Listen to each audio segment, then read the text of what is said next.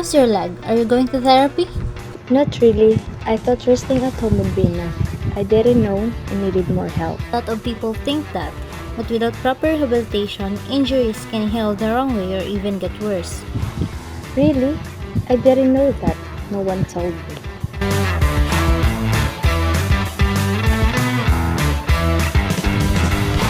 Good day, everyone. So we are the next reporter. So good day, everyone. I'm the one who first will discuss. So my name is Nelly Chibol. I'm 21 years old, and I live in Barangay with Pasay Summer. Assigned topic is types of recovery and the rehabilitation and recovery process.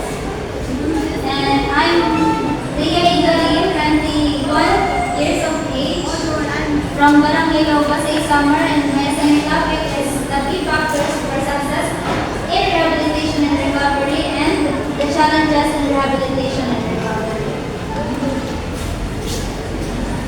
So, before proceed to my topic, let's have the first goal picture. So, I will divide the class into two groups.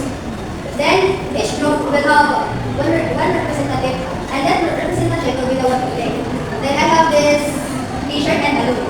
At ilalagay ko dito sa floor at kung sino unang makakapol ng balon ay dapat palubuhin na at ipalipad niya. At dapat hindi malagay sa floor ang balon. Well, sinusot niya ang damit.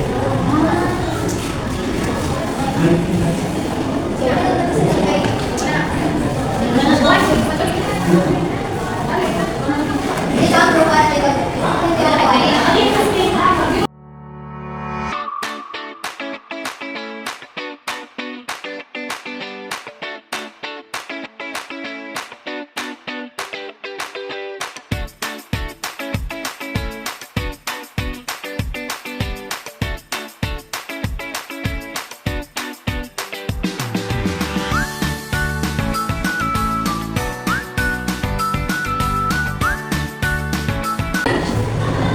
So, I have a question and you should answer.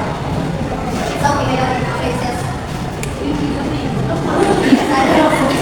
which of the following is best describe physical recovery?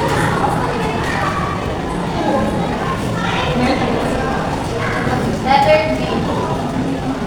Are you sure? So, correct answer is letter B. The end of the body, change strength, flexibility, and functionality. So, here are the types of recovery. First is physical recovery, the healing of the body, flexibility, and functionality. So, here is ang lilian, pag may nakasamad, that is certainly a healing. Or pag may nakakasakit na yung body,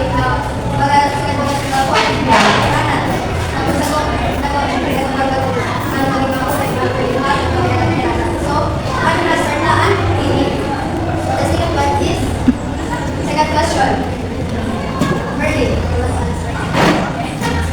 Which of the following is not a crucial element in the process of recovery?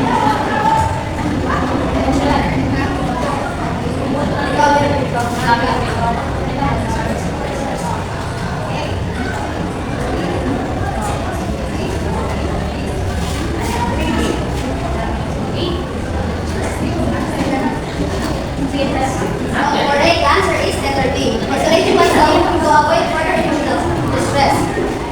So, mental and emotional recovery is for control from the mental struggles or stress to regain a sense of balance and stability and goodness.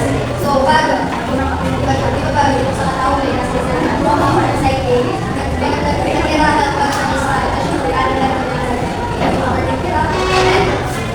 para makuganti kung dapat may nangyari sa iba o may nangyari na kakapalan para makadestructiva yan para dili ang ma-overcommitting yung mag-iwes na sa mga pwede rin mag-okay ka kayo pero mayroon kasi sa mga professionals para mag-duwag kaya mag-sito na nagtuluwa yes, pag-kailangan nila pagkanda sa mga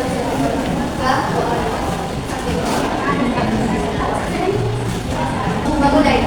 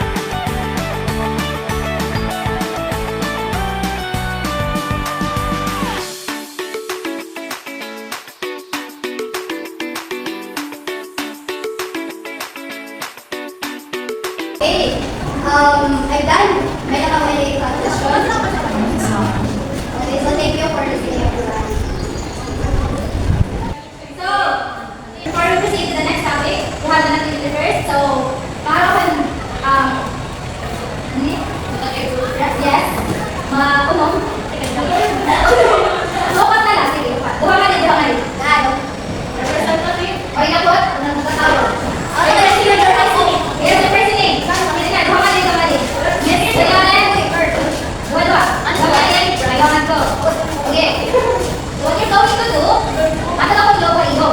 Ato sa iyo no. Papalo mo niya lobo, tapos ano niya gagawin niya ibawal yung ulo. Yes. Yes, kailangan din pagpasa iya makabasa niya yung ulo sa ulo. Dapat makapagbilang yung makatulog tayo. Kaya ikaw, papagtulog mo yung ulo. Tapos dapat may ato niya, papabalik mo niya na yung basta 3 times. 1, 2, 3. Makasal pa kasi kayo. Amo daw. Yes. So, ayan yung globo. Sige, sige,